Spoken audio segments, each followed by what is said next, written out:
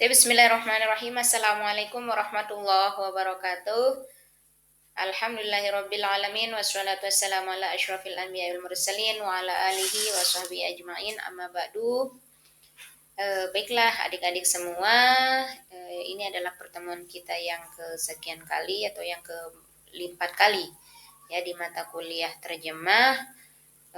Kalau di minggu yang sebelumnya kita telah mempelajari bagaimana pola penerjemahan fiil atau jumlah fi'liyah dengan jumlah ismiyah. Dan untuk pertemuan kali ini masih menyambung dengan materi kita yang minggu yang sebelumnya, yaitu terkait dengan bagaimana penerjemahan atau pola sistem penerjemahan kalimat aktif dengan kalimat pasif, atau biasanya yang kita pelajari atau yang kita dengar dengan mabni lil majhul, mabni lil ma'lum wal mabni lil majhul. Oke, untuk lebih barokahnya marilah kita buka pertemuan kita pada hari ini dengan sama-sama melafazkan al-basmalah. Bismillahirrahmanirrahim.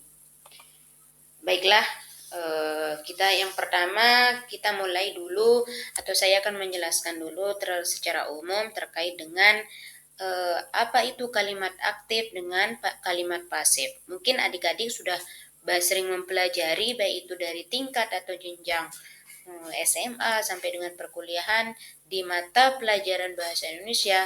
Kita sudah sering mendengar dan sering mempelajari terkait dengan kalimat aktif dan kalimat pasif.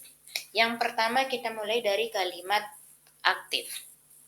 Kalimat aktif itu adalah kalimat yang memiliki kata kerja aktif atau yang biasa di dalam bahasa Arab kita sebut sebagai fi'il ma'lum. Apa itu? Yaitu sebuah kalimat yang subjek berperan sebagai pelaku secara aktif. Atau bisa kita secara singkatnya bisa kita sebut sebagai subjeknya, ada subjek, jadi membutuhkan subjek. Ya, jadi di situ subjek berperan secara aktif melakukan tindakan yang dikemukakan dalam predikat kepada objek. Contoh, misalkan di sini kalau ada kalimat Ani menyiram bunga, Budi rusak bukunya, atau ada contoh yang lain lagi, Ibu memasak nasi. Nah, seperti itu. Yaitu adalah contoh dari kalimat aktif.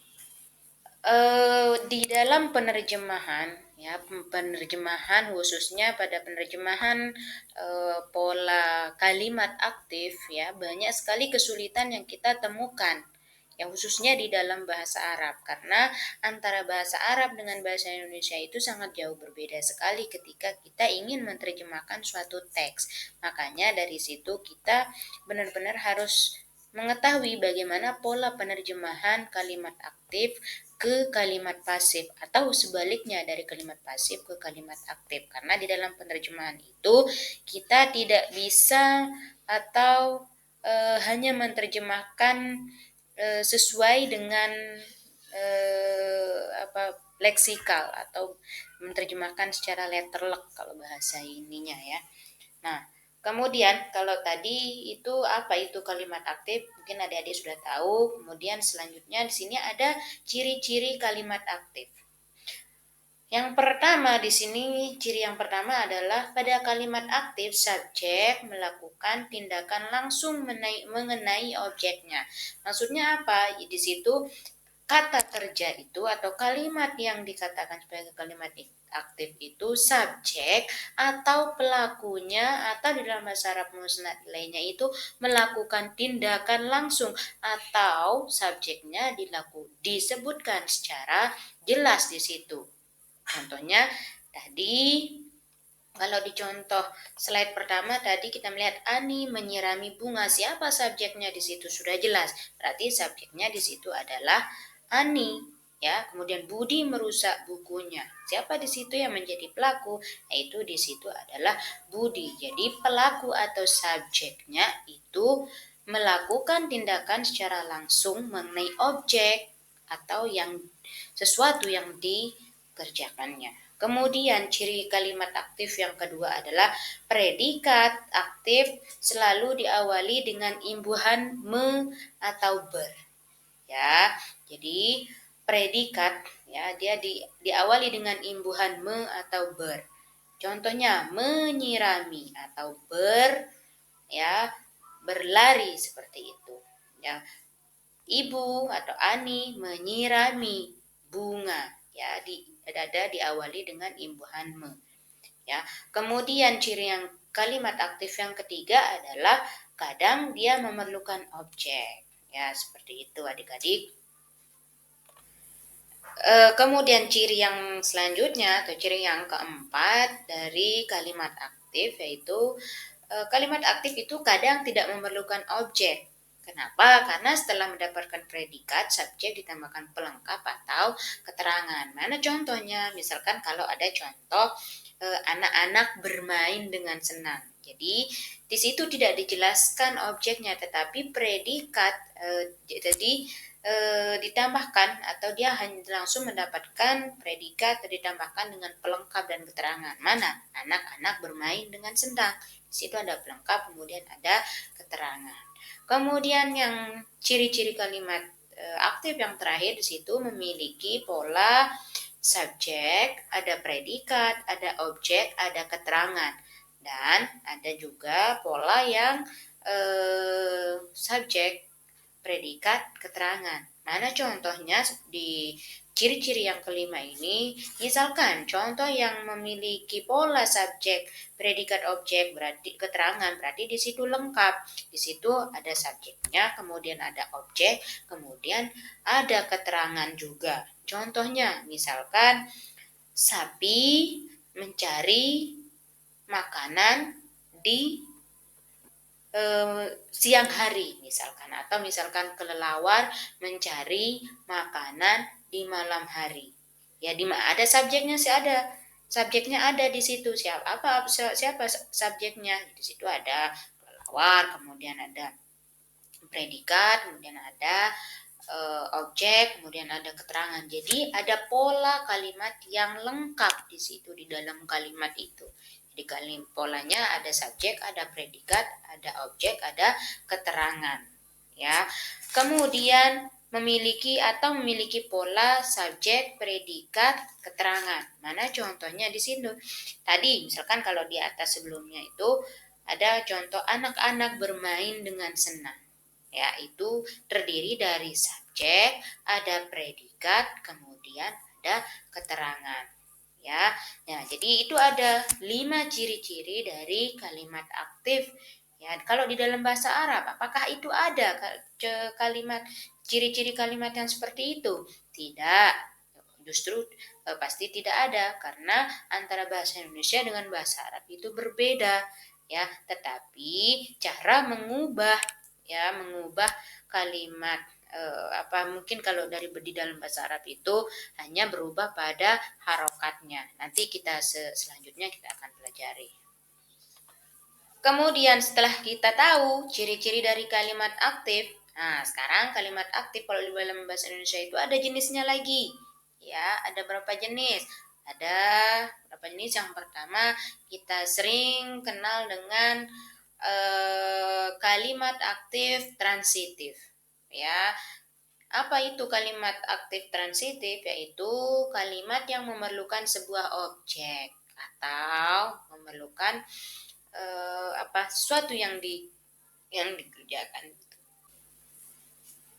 Oke, baiklah. Selanjutnya, kalau tadi kita sudah mempelajari terkait dengan ciri-ciri dari kalimat aktif, sekarang kita harus mengetahui jenis-jenis kalimat aktif. Yang pertama, yang sering kita dengar di situ ada kalimat aktif transitif. Apa itu kalimat aktif transitif? Yaitu kalimat yang memerlukan sebuah objek. Jadi objek dalam kalimat itu harus benar-benar diperlukan atau harus kita taruhkan di situ. Contohnya di sini bisa dilihat yaitu ayahku memberiku buku. Siapa subjeknya di situ? Siapa objeknya, apa predikatnya sudah jelas di situ. Yang menjadi subjek atau pelaku di situ adalah ayah. Kemudian yang menjadi predikat di situ adalah memberiku atau kata kerjanya. Kemudian apa objeknya di situ? Di situ ada kata buku. Ya, jadi kalimat transitif itu adalah kalimat yang memerlukan sebuah objek. Kemudian yang kedua adalah kalimat eka transitif, ya, yaitu kalimat yang memerlukan objek namun tidak memiliki pelengkap atau terdiri atau memiliki 3 unsur. Di situ unsur yang pertama apa? Unsur ada subjek, ada predikat, ada objek. Ya, contoh Andi membaca sebuah majalah. Ya, terdiri dari apa? Terdiri dari subjek, ada pelakunya, kemudian ada predikannya, ya, kemudian juga ada objeknya. Ya, kemudian contoh yang selanjutnya itu ada ibu menanak nasi. Ibu sebagai subjek, kemudian ada menana, ada predikat, kemudian ada objek. Di situ ada kata nasi. Jenis kalimat aktif yang selanjutnya ada kalimat intransitif.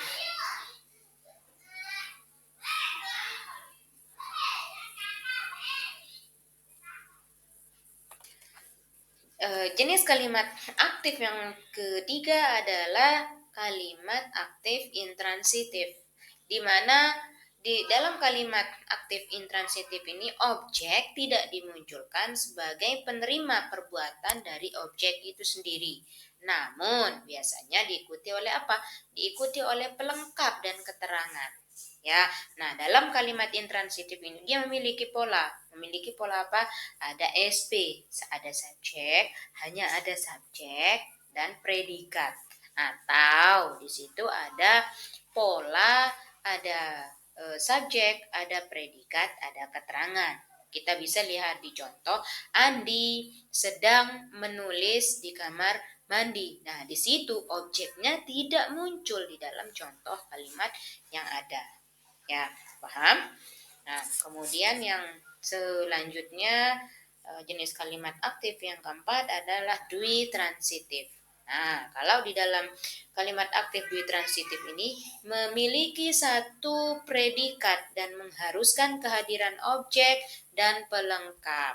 Nah, kalau di intransitif dia tidak objeknya tidak dimunculkan, tetapi di kalimat aktif dui transitif predikat dan predikat dan mengharuskan kehadiran objek dan pelengkap. Ya, di sini memiliki 4 pola atau memiliki 4 unsur. Ya, unsur contohnya ada subjek, ada predikat, ada objek. Contoh, kakakku menguras bak air seminggu sekali. Ya, subjeknya ada, predikatnya ada, objeknya ada. Ya, mana subjeknya kita sudah jelas di sini, ada kakakku, kemudian predikatnya mana, ada menguras, kemudian objeknya bak mandi seminggu sekali. Nah, itulah beberapa jenis kalimat aktif. Oke, selanjutnya kita masuk kepada kalimat pasif. Kalimat pasif yaitu kalimat yang subjeknya mendapat atau dikenai tindakan yang berupa predikat oleh objek. Ya, ini kalau tadi kalimat aktif, sekarang kita masuk kepada kalimat pasif.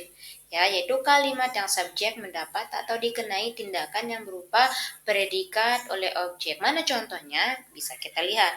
Tanaman disirami oleh ibu. Ya, kalau tadi di kalimat aktif di situ ibu menyirami tanaman. Nah, kalau kita ganti menjadi kalimat pasif, tanaman disirami oleh ibu. Yang kedua contohnya adalah bajuku dicuci oleh ibu. Selanjutnya, ciri-ciri dari kalimat pasif yang pertama adalah subjek pada kalimat aktif menjadi objek pada kalimat pasif. Jadi kebalikannya, subjeknya dalam kalimat aktif ya, subjek atau pelaku atau musnad lainnya, dia menjadi objek kalau dia sudah menjadi kalimat pasif. Misalkan kalau di kalimat aktif ibu membeli buku. Kalau kita ganti menjadi kalimat pasif, buku dibeli. Oke.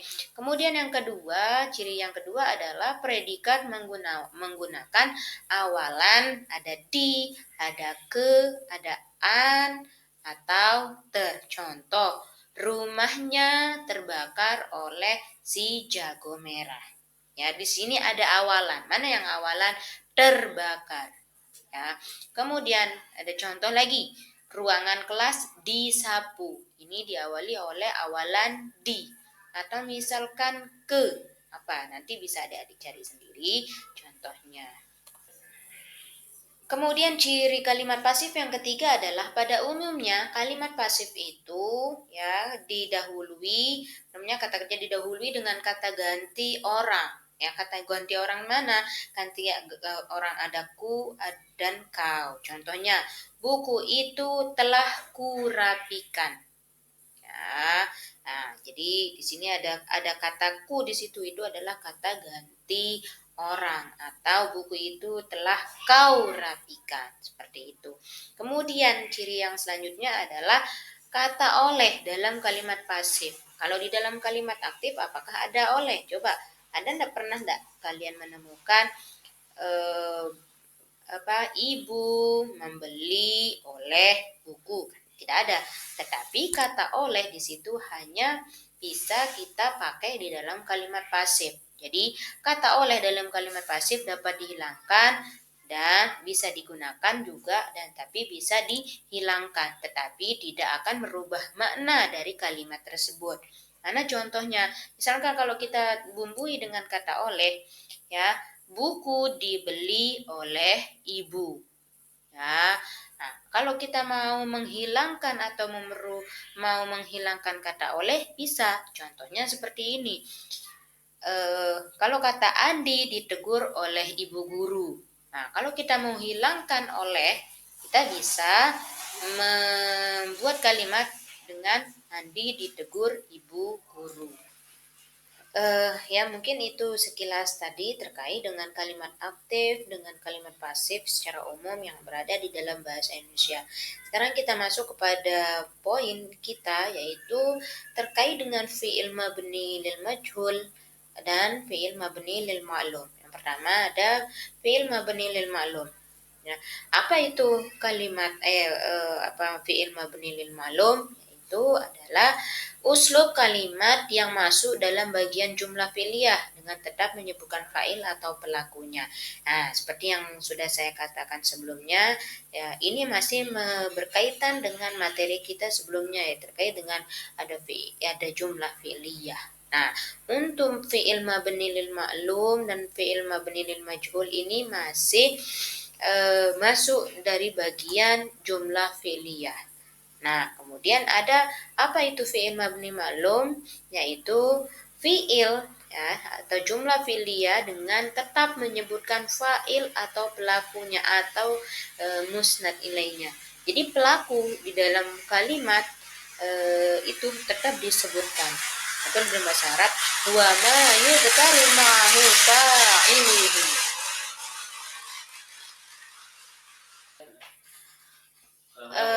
Nah, tadi sudah kita pelajari secara umum terkait dengan kalimat aktif dengan kalimat pasif secara umum di dalam bahasa Indonesia. Sekarang kita masuk kepada poin kita terkait dengan bagaimana pola aktif dengan kalimat pasif di dalam bahasa Arab atau fi'il mabni lil ma'lum wa fi'il mabni lil majhul.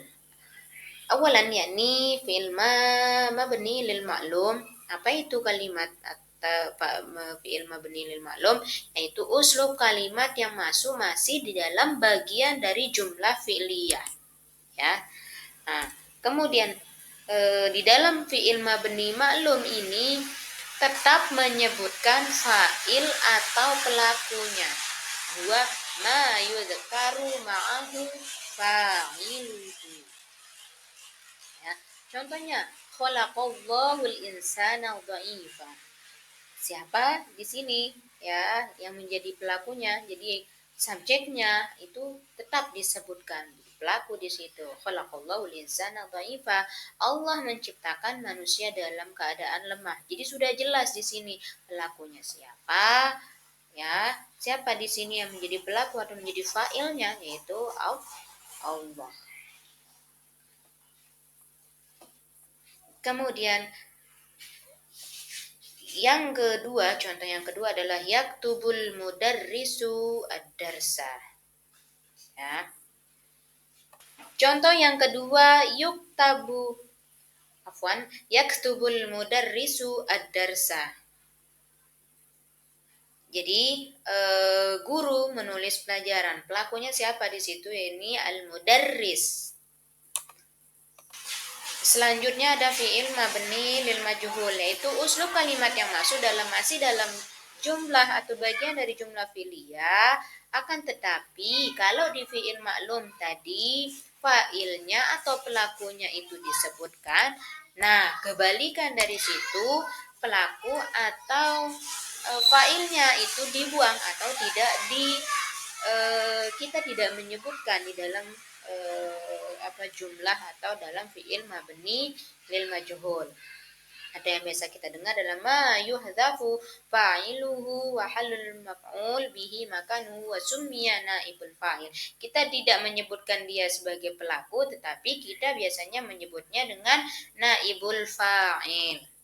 Ya, contoh kalau tadi di kalimat maklum, dia di fi'il mabni maklum, khalaqallahul insana dha'ifa. Sekarang kalau kita ganti dia menjadi fi'il mabni majhul, menjadi apa? Khuliqal insanu dha'ifa. Jadi pelakunya atau fa'ilnya tidak disebutkan di situ langsung, tapi diganti menjadi naibul fa'il.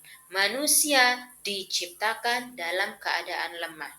Kemudian tadi kalau di fi'il maklum ada kata yaktubul mudarrisu ad-darsa. Tetapi kalau kita ganti di dalam fi'il majhul yuktabu ad-darsu. Di fa'il atau pelakunya itu tidak disebutkan atau dibuang. Nah, jadi kalau di dalam fi'il mabni majhul itu yang berubah apa? Yang berubah itu ada harokatnya. Kalau dari segi susunan huruf di situ masih tetap tidak ada perubahan. Misalkan kalau tadi katabal mudarrisu atau yaktubul mudarrisu ad-darsa, katabal mudarrisu ad-darsa kalau di dalam fi'il madhi. Ya, kemudian itu dalam fi'il maklumnya. Kalau kita ganti menjadi fi'il majhul, katabal mudarrisu ad-darsa menjadi kutibad darsu. Apa yang berubah di situ? Yang berubah di situ hanya harokatnya, yaitu apa? Kalau di fi'il madhi dumma awwaluhu wa kusira ma qoblal akhir. Jadi di dalam fi'il madhi, kalau fi'il majhul huruf yang pertama itu berharokat dhamma dan huruf sebelum akhir itu berharokat kasroh. Jadi dumma awwaluhu wa kusira ma qoblal akhir. Kalau di dalam fi'il mudhari dumma awwaluhu wa futiha ma qoblal akhir. Contohnya bisa kita lihat di sini yuktabu ad-darsu. Yuktabu kita fokus hanya pada fiilnya saja ya. Yuktabu dumma awwaluhu wa futiha ma qoblal akhir. Jadi huruf yang pertama di situ berharokat dhammah, kemudian yang huruf yang sebelum akhir itu berharokat fathah. Kalau dijadi fiil madhi dumma awwaluhu wa kusiro ma qabla al-akhir khuliqa, ya. Kalau di fi'il mudhari yukhlaqu. Nah, yaktubu kalau di fi'il mudhari, kalau di fi'il madhi kutiba. Kemudian adik-adik semua sudah tahu perbedaan antara fi'il mabni maklum wa fi'il mabni majhul yang ada di dalam bahasa Arab. Bagaimana penyusunannya? Kemudian bagaimana cara atau tata cara kita untuk menerjemahkan kalimat yang berpola jumlah fi'liyah? Ya, Nah, yang pertama adalah yang berpola jumlah fi'liyah, baik itu dalam baik itu maklum ataupun majhul. Yang pertama adalah terjemahkan kata per kata secara leksikal. Ya, apa maksudnya kita harus menerjemahkan? Ketika kita ingin menerjemahkan suatu teks, jadi kita harus tahu, kita harus memilih metode terjemahan kita dulu. Kita sudah mempelajari metode dan teknik penerjemahan. Itu kan ada salah satu adalah metode penerjemahan secara leksikal. Nah, di dalam kita menerjemahkan kalimat yang berpola jumlah fi'liyah, ya bisa kita menerjemahkan dengan kata per kata secara leksikal. Jadi makna kita lihat atau kita mencari menerjemahkan kata itu secara utuh, mananya apa, seperti mungkin jadi contohnya khalaqallahul insana dha'ifa. Jadi kita harus menerjemahkan kata per kata dulu. Kemudian tata cara menerjemahkan kalimat yang berpola jumlah fi'liyah yang kedua adalah tentukan subjek atau musnad ilaih dan predikat atau musnadnya. Jadi subjeknya ya atau pelakunya harus ditentukan dulu. Kemudian baru kita menentukan musnadnya ya atau predikatnya. Nah, kemudian tata cara menerjemahkan yang ketiga adalah susunlah terjemahan mengikuti struktur kalimat pada bahasa Indonesia dengan pola subjek predikat. Kalau kita ingin menerjemahkan dari bahasa Indonesia ke dalam bahasa Arab. Jadi kita harus mengikuti struktur yang ada pada bahasa bahasa bahasa apa namanya menjadi bahasa yang ingin kita terjemahkan. Kalau kita ingin menerjemahkan dari bahasa Indonesia ke bahasa Arab, otomatis kita harus menguasai atau mengikuti struktur kalimat pada bahasa Indonesia itu sendiri. Kemudian yang terakhir ada tambahkan keterangan pada berikutnya ya. Jadi kalau misalkan kalimat itu masih kita rasa menjadi sebuah kalimat yang janggal di dalam bahasa Arab, bisa kita menambahkan menjadi kita menambahkan dengan keterangan atau kalimat keterangan biar menjadi sebuah kalimat yang utuh. Baiklah adik-adik, materi kita sudah selesai terkait dengan pola penerjemahan kalimat aktif dan kalimat pasif atau fi'il mabni lil ma'lum wa fi'il mabni lil majhul. Nah, di sini sudah ada contoh ya, ada contoh teks yang nanti bisa adik-adik lihat di ini atau bisa adik-adik cari sendiri contohnya, bisa kerjakan nanti di rumah. Cari contoh mana pola kalimat aktif dan pola kalimat pasif. Fi'il mabni lil ma'lum wa fi'il mabni lil majhul.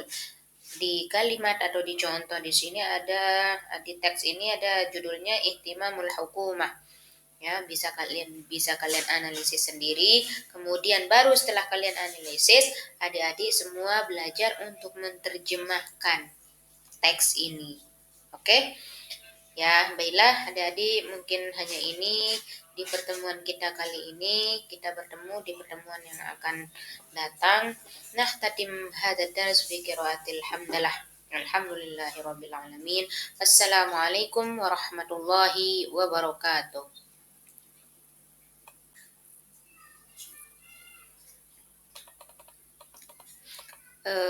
Baiklah.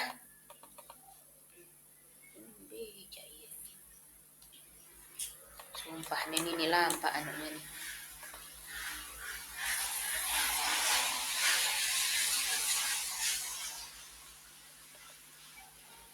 Ini lampak coba ya.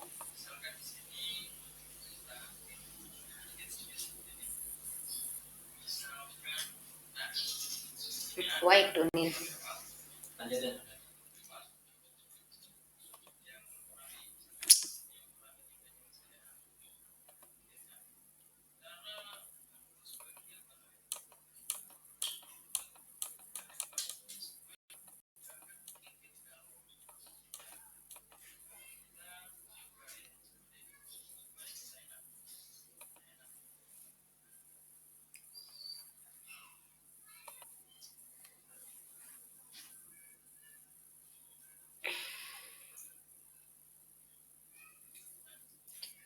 Baiklah adik-adik, materi kita sudah selesai terkait dengan pola penerjemahan kalimat aktif dan kalimat pasif atau fi'il mabni lil ma'lum wa fi'il mabni lil majhul. Nah, di sini sudah ada contoh ya, ada contoh teks yang nanti bisa adik-adik lihat di ini atau bisa adik-adik cari sendiri contohnya, bisa kerjakan nanti di rumah. Cari contoh mana pola kalimat aktif dan pola kalimat pasif, fi'il mabni lil ma'lum wa fi'il mabni lil majhul. Di kalimat atau di contoh di sini ada, di teks ini ada judulnya ihtimamul hukumah. Ya, bisa kalian analisis sendiri. Kemudian baru setelah kalian analisis, adik-adik semua belajar untuk menerjemahkan teks ini. Oke? Ya, baiklah adik-adik, mungkin hanya ini di pertemuan kita kali ini. Kita bertemu di pertemuan yang akan datang. Nah, tatim hadad dars bi qiraatil hamdalah. Alhamdulillahirabbil alamin. Assalamualaikum warahmatullahi wabarakatuh.